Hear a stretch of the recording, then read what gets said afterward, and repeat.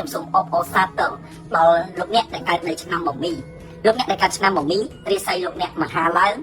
នៅចុងខែកុម្ភៈរហូតដល់ដើមខែមិនិនាឆ្នាំ2026សូមអបអរសាទរផងសម្រាប់លោកអ្នកដែលកើតនៅឆ្នាំមមីចឹងលោកអ្នកដែលកើតនៅឆ្នាំមមីសូមលោកអ្នកខមមិននៅលេខសំណាងរបស់លោកអ្នកគឺលេខ842ចំណែកឯពណ៌សំណាងលោកអ្នកដែលកើតឆ្នាំមមីសូមលោកអ្នកប្រើពណ៌ក្រហមបាទលោកអ្នកដែលកើតឆ្នាំមមីសូមកុំអររំលងសូមលោកអ្នកខមមិននៅលេខសំណាងគឺលេខ842ចំណែកពណ៌សំណាងគឺពណ៌ក្រហមខមមិនលេខ842 share វីដេអូលោកគ្រូមហាជុំ3ដុតដាក់លេខ842ពណ៌សំណាងគឺពណ៌ក្រហមនៅចុងខែកុម្ភៈក៏ដូចជាដើមខែមិនិនានេះលោកអ្នកដែលកើតនៅឆ្នាំមមីរាសីរបស់លោកអ្នកឡើងខ្លាំងណាស់បងប្អូនក្មួយណាបាទពេលដែលខ្ញុំបានទូទាយជូនដល់លោកអ្នកពេលដែលឮថាអ្នកដែលកើតឆ្នាំមមីរាសីឡើងខ្ញុំសប្បាយចិត្តខ្ញុំរីករាយយ៉ាងអនេកបើទោះបីជាខ្ញុំមិនមែនអ្នកកើតឆ្នាំមមីក៏ដោយពីព្រោះថាអ្នកដែលកើតឆ្នាំមមីរាសីរបស់គាត់កម្រនឹងឡើងណាស់កម្រនឹងឡើងណាស់ឮតែធ្លាក់រហូតដូច្នេះអ្នកដែលកើតឆ្នាំមមីហ្នឹងពាក្យខ្មែរថាឮតែផ្កើលាន់ទេប៉ុន្តែអត់មានភ្លៀងធ្លាក់មកទេឮតែផ្កើលាន់នេះខំប្រឹងតែលៀងពៀនខំប្រឹងតែលៀងធំដើម្បីត្រង់តែភ្លៀងប៉ុន្តែវាមិនបានភ្លៀងដូចបំណងឮតែលៀបឮតែដំណឹងឮតែរឿងល្អប្រំតែចូលមកប៉ុន្តែចូលមិនបាននេះគឺអ្វីដែលអ្នកកើតឆ្នាំមមីជួបប្រទះប្រហែលឆ្នាំចុងក្រោយនេះលៀបជ័យប្រំតែចូលមកទេរឿងល្អប្រំតែចូលមកទេប៉ុន្តែយកមិនបានចឹងអត់ថាអ្នកដែលកើតឆ្នាំមមីគ្រប់គ្នានេះគឺចិត្តឈួតហើយណាបាទអ្នកដែលមានកម្លាំងចិត្តរឹងមាំអ្នកដែលមានគោលចំហររឹងមាំអាចនឹងតស៊ូបាននៅក្នុងពេលឥឡូវនេះប៉ុន្តែបើសិនជាអ្នកដែលគោលចំហមិនរឹងមាំកម្លាំងចិត្តខ្សោយគឺមិនអាចប្រឈមមុខជាមួយនឹងពិភពលោកដ៏សស្អាតនឹងបានទេបើទោះបីជាខាងក្រៅពិភពលោកនឹងសស្អាតកម្រិតណាក៏ដោយក៏អ្នកដែលកើតឆ្នាំមមីវាអាប់អួរដែរប៉ុន្តែមិនថ្មីទេចាប់ពីពេលចុងខែកុម្ភៈនេះរហូតដល់ដើមខែមិនិនាឆ្នាំ2026នេះអ្នកដែលកើតឆ្នាំមមីគឺមានពលឺរស្មីហើយពីព្រោះថារិស័យរបស់លោកអ្នកបានឡើងខ្លាំងហើយក៏ហេងខ្លាំងនៅចុងខែកុម្ភៈដើមខែមិនិនាចុងខែ2ដើមខែ3រិស័យអ្នកកើតឆ្នាំមមីឡើងផ្ទុះលៀបផ្ទុះសំណាងដូច្នេះអ្វីដែលជាក្តីរំពឹងទុកអ្វីដែលជាក្តីបំណងដែលយើងមិនទាន់បានសម្រេចឬមួយក៏យើងមានក្តីប្រាថ្នាចង់ឲ្យសម្រេចគឺយើងនឹងបានជោគជ័យនៅចុងខែនេះរហូតដល់ដើមខែក្រោយគឺខែ3ដូច្នេះលោកអ្នកលែងអស់សង្ឃឹមហើយលោកអ្នកលែងប្របាក់ចិត្តហើយគឺលោកអ្នកនឹងមានលៀបសំណាងអ្វីដែលអ្នកកើតឆ្នាំមមីជួបប្រទះយើងដឹងហើយគ្រប់គ្នាថាអ្នកដែលកើតឆ្នាំមមីគឺជាមនុស្សដែលល្អគ្រប់យ៉ាងទាំងអស់មកជីវិតអ្នកកើតឆ្នាំមមីបងប្អូនគ្រប់មួយគឺជាមនុស្សល្អគឺជាមនុស្សឆ្លាតគឺជាមនុស្សពូកែល្អបាយថាជីវិតអ្នកកើតឆ្នាំមមីបងប្អូនគ្រប់មួយមិនដែលធ្វើអំពើណាអាក្រក់ទៅកាន់អ្នកដទៃហើយក៏មិនដែលបានកេងប្របាញ់អ្នកដទៃសុខបីតែមកចង់ទៅចោលបាទអ្នកកើតឆ្នាំមមីមិនដែលទៅចង់បានបោះគេមិនដែលទៅកេងប្របាញ់បោះគេហើយក៏មិនដែលទៅចង់បានបោះអ្នកណាមិនដែលខ្សែលើគេទេអ្នកដែលកើតឆ្នាំមមីទោះបីជាគាត់សំដីអាក្រក់បន្តិចក៏ដោយណាសំដីអាក្រក់នឹងមិនដែលនិយាយគេទេសំដីអាក្រក់នឹងគឺបើថាមនុស្សត្រង់ឃើញអីនិយាយនឹងឃើញអីថានឹងត្រង់ពេក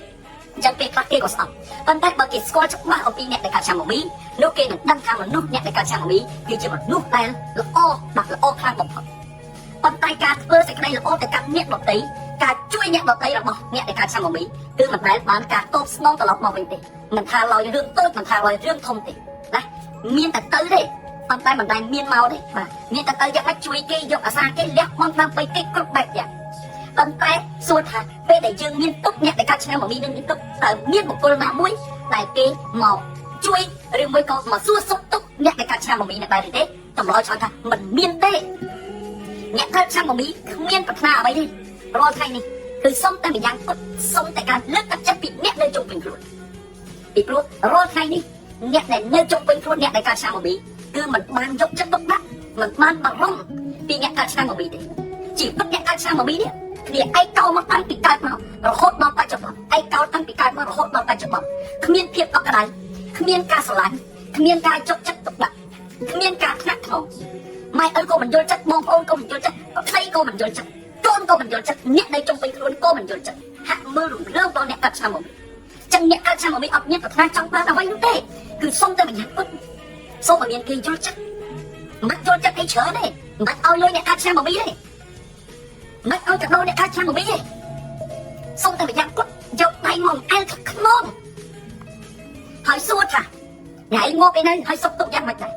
បានតែប៉ុណ្្នឹងសឹងតែខ្យល់ងប់ក៏សប្បាយចិត្តប៉ុន្តែសួរថាតើបុគ្គលអ្នកកើតឆ្នាំមមីដែលមានអ្នកណាគេមកប្រសើរដែលមានអ្នកណាគេមកសួរថាយើងសុខទុក្ខយ៉ាងម៉េចអត់មានទេជីវិតអត់មានទេជឿចាប់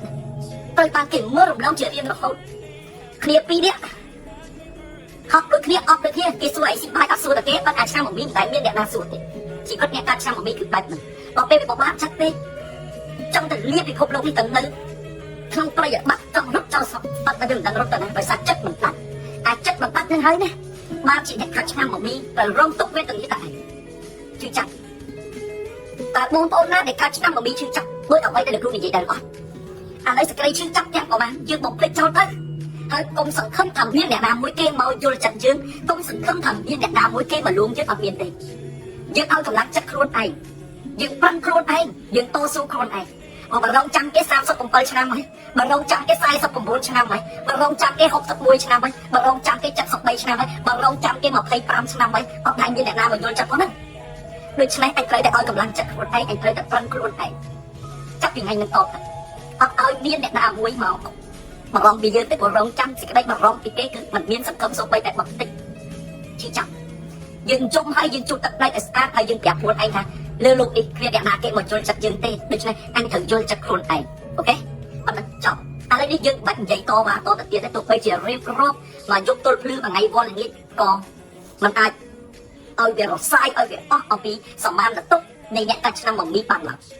អ្នកដែលកាត់ឆ្នាំ1មីនៅចុងខែកុម្ភៈរហូតដល់ដើមខែមីនាចុងខែ2ដើមខែ3រាសីអ្នកកើតឆ្នាំ1មីឡើងកប់ទៅដូច្នេះកិច្ចការងារមុខចំនួនជួញដូររបស់រកស៊ីគ្រប់យ៉ាងរបស់អ្នកកើតឆ្នាំ1មីទាំងអស់នឹងហេងនឹងកាត់ផងបងប្អូនត្រូវចាំថាអ្នកដែលកើតឆ្នាំ1មីទាំងអស់នៅក្នុងឆ្នាំ2026គឺលៀបជ័យព្រមតែចូលមកទេបងប្អូនលៀបជ័យផងចូលមកច្រើនណាស់ប៉ុន្តែចូលមិនរួចយើងលឺតែដំណឹងបងប្អូនឃើញទេតាំងពីខែ10មកឆ្នាំ2025ខែ10រហូតដល់ខែ2ឆ្នាំ2026លៀបជ័យចម្លងជួគ្នាចូលអ្នកកើតឆ្នាំ1មីប៉ុន្តែយើងយកមិនបានយើងឆ្ងល់ហេតុអីបានលឺតែដំណឹងហេតុអីបានលៀបចូលមកច្រើនតែយើងយកអត់បានគឺមកពីយើងអ្នកកើតឆ្នាំ1មីជាន់ឆ្នាំដោយសារឆ្នាំនេះឆ្នាំ1មីហើយយើងកើតឆ្នាំ1មីដូច្នេះយើងកំពុងតែជាន់ឆ្នាំចឹងលៀបជ័យទាំងអស់នេះចូលមិនបានទេដោយសារយើងកំពុងតែឈប់ដូច្នេះដើម្បីទទួលបានលៀបមហាសាលដើម្បីឲ្យហេងខ្លាំងដើម្បីឲ្យកាក់កខ្លាំងដើម្បីឲ្យលោកដាច់រកស៊ីមានបានរីកចម្រើនយើងត្រូវតែកាត់ឆុងចិត្តចឹងការកាត់ឆុងចិត្តនេះខ្ញុំជឿជាក់ថាបងប្អូនកូនក្មួយតាំងពីដើមមករហូតមកដល់ពេលនេះសិតតែបានកាត់ឆុងបានគ្រប់គ្នាបាទប៉ុន្តែកាត់ឆុងមានពីរកាត់ឆុងមួយត្រូវកាត់ឆុងមួយមិនត្រឹមត្រូវចឹងវិធីសម្គាល់នៃការកាត់ឆុងត្រូវមិនត្រូវមិនមែនថាយើងទៅកាត់នៅទីណាត្រូវទីណាខុសអត់ទេអ្វីដែលសម្គាល់គឺសម្គាល់ខ្លួនឯងពាក្យថាឆុងគឺយើងមិនល្អគឺយើងមិនជោគជ័យប៉ុន្តែបើយើងបានកាត់ឆុងត្រូវយើងនឹងជោគជ័យយើងនឹងរីកចម្រើនចឹងបើសិនជាយើងបានកាត់ឆុងហើយយើងនៅតែលំបាកយើងនៅតែវេទនាដូច្នោះគឺយើងមិនទាន់អស់ឆុងទេ